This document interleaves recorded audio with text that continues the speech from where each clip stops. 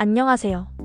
오늘은 많은 분들이 오해하고 계시는 골다공증과 칼슘 섭취에 대해 이야기해 보겠습니다. 뼈가 약해졌으니까 칼슘을 많이 먹어야 해. 우유를 많이 마셔야 골다공증이 좋아져. 이런 말 한 번쯤은 들어보셨을 겁니다. 하지만 정말로 칼슘만 많이 섭취하면 골다공증이 해결될까요? 오늘 이 영상을 끝까지 들으시면 왜 그동안의 칼슘 섭취 방법이 효과적이지 않았는지 명확하게 아실 수 있을 것입니다. 먼저 골다공증이 무엇인지부터 알아보겠습니다. 골다공증은 뼈의 밀도가 감소하고 뼈의 미세구조가 파괴되어 뼈가 약해지는 질환입니다. 마치 스펀지처럼 구멍이 많아진 뼈는 작은 충격에도 쉽게 부러질 수 있습니다. 특히 척추, 손목, 고관절 부위에서 골절이 자주 발생하며 이는 일상생활에 심각한 지장을 줄 수 있습니다. 많은 분들이 골다공증 진단을 받으면 가장 먼저 하는 일이 칼슘 보충제를 사거나 우유를 많이 마시는 것입니다. 하지만 여기에 큰 오해가 있습니다. 칼슘만 많이 먹는다고 해서 골다공증이 해결되지는 않습니다. 실제로 전 세계에서 유제품 소비량이 가장 많은 북유럽 국가들에서 골절률이 오히려 높다는 연구 결과들이 있습니다. 이는 칼슘 섭취량과 골다공증 예방이 단순히 비례관계가 아니라는 것을 보여줍니다. 그렇다면 왜 칼슘만으로는 부족한 걸까요? 뼈는 살아있는 조직입니다. 끊임없이 기존 뼈를 분해하고 새로운 뼈를 만드는 뼈 재형성 과정이 일어납니다. 이 과정에는 칼슘뿐만 아니라 다양한 영양소와 호르몬, 그리고 물리적 자극이 필요합니다. 우선 칼슘 흡수 자체에 문제가 있습니다. 우리가 섭취한 칼슘이 모두 뼈로 가는 것은 아닙니다. 성인의 경우 섭취한 칼슘 중 20-30%만이 실제로 흡수됩니다. 나이가 들수록 이 흡수율은 더욱 떨어집니다. 특히 50세 이후 여성의 경우 에스트로겐 감소로 인해 칼슘 흡수 능력이 크게 저하됩니다. 더욱 중요한 것은 칼슘 흡수를 방해하는 요소들이 많다는 점입니다. 카페인, 알코올, 과도한 나트륨 섭취는 칼슘의 체외 배출을 촉진합니다.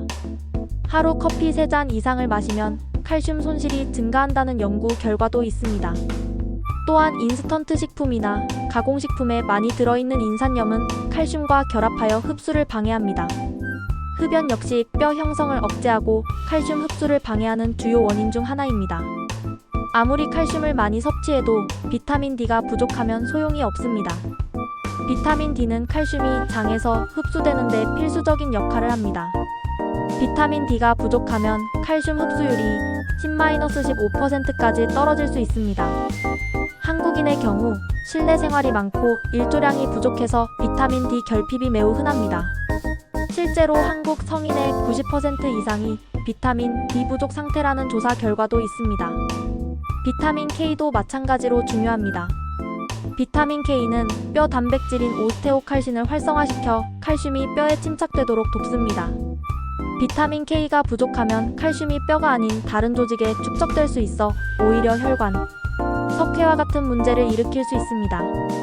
마그네슘은 칼슘과 함께 뼈 건강에 필수적인 미네랄입니다.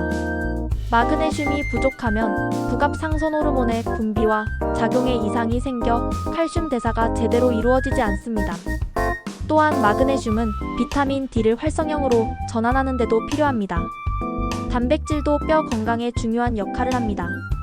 뼈의 약 50%는 단백질로 구성되어 있습니다. 적절한 단백질 섭취는 뼈 형성을 촉진하고 근육량을 유지하는 데 도움이 됩니다. 하지만 과도한 단백질 섭취는 오히려 칼슘 배출을 증가시킬 수 있어 균형이 중요합니다. 이제 호르몬의 영향에 대해 말씀드리겠습니다.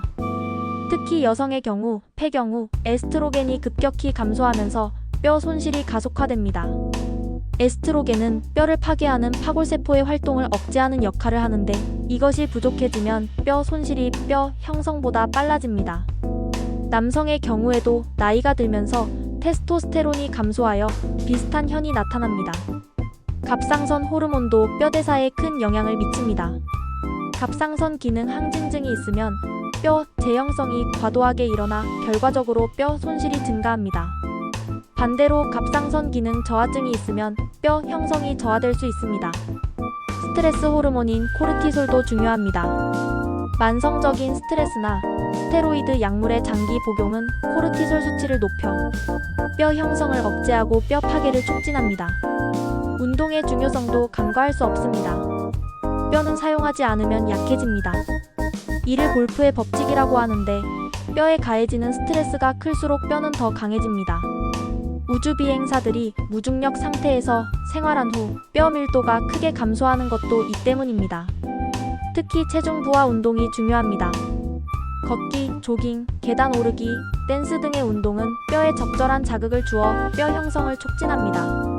근력 운동도 마찬가지로 중요합니다. 근육이 뼈를 당기는 힘이 뼈 형성을 자극하기 때문입니다. 반면 수영이나 자전거 타기 같은 운동은 심폐기능에는 좋지만 뼈 건강에는 상대적으로 효과가 적습니다. 물의 부력이나 자전거가 체중을 지탱해주기 때문에 뼈에 가해지는 스트레스가 적기 때문입니다. 그렇다면 올바른 뼈 건강 관리법은 무엇일까요? 먼저 칼슘은 하루 1000-1200mg 정도가 적절합니다. 50세 이상 여성이나 70세 이상 남성은 1200mg를 권장합니다.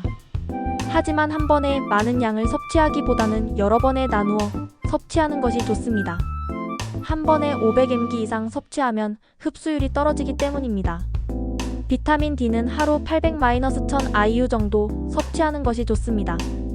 햇볕을 충분히 쬐기 어려운 환경이라면 보충제를 고려해 볼 수 있습니다.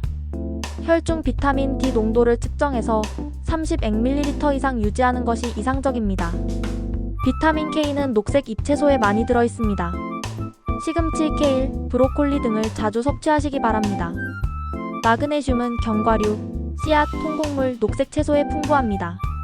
식단에서는 가공식품과 인스턴트 식품을 줄이고 신선한 채소와 과일, 생선, 저지방 단백질을 충분히 섭취하는 것이 좋습니다. 지나친 염분 섭취는 칼슘 배출을 증가시키므로 짠 음식은 피하시기 바랍니다. 생활습관 개선도 중요합니다. 금연은 필수입니다. 흡연은 뼈 건강에 치명적인 영향을 미칩니다. 음주도 적당히 하시기 바랍니다. 과도한 음주는 칼슘 흡수를 방해하고 뼈 형성을 억제합니다. 충분한 수면도 중요합니다. 성장 호르몬은 주로 수면 중에 분비되는데 이 호르몬이 뼈와 근육 형성에 중요한 역할을 합니다. 정기적인 건강검진을 통해 뼈 밀도를 측정하고 필요한 경우 전문의와 상담하여 약물 치료를 고려하는 것도 중요합니다. 비스포스포네이트, 데노수맙, 테리파라타이드 등의 약물들이 골다공증 치료에 사용됩니다.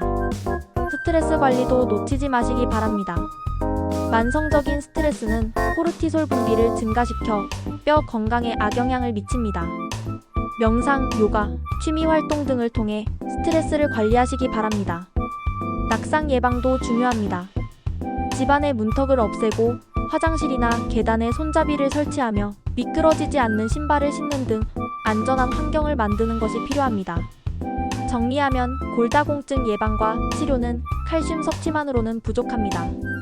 비타민 D, 비타민 K, 마그네슘 등의 영양소가 함께 필요하고 적절한 운동과 건강한 생활 습관이 뒷받침되어야 합니다.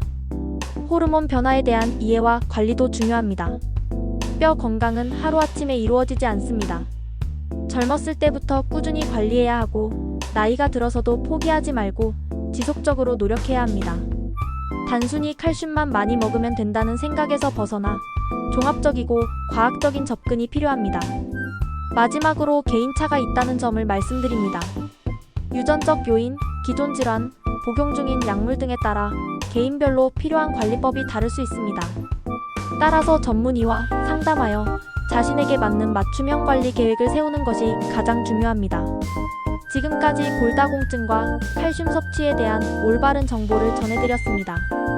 오늘부터라도 종합적인 뼈 건강 관리를 시작하시어 건강한 노후를 준비하시기 바랍니다. 감사합니다.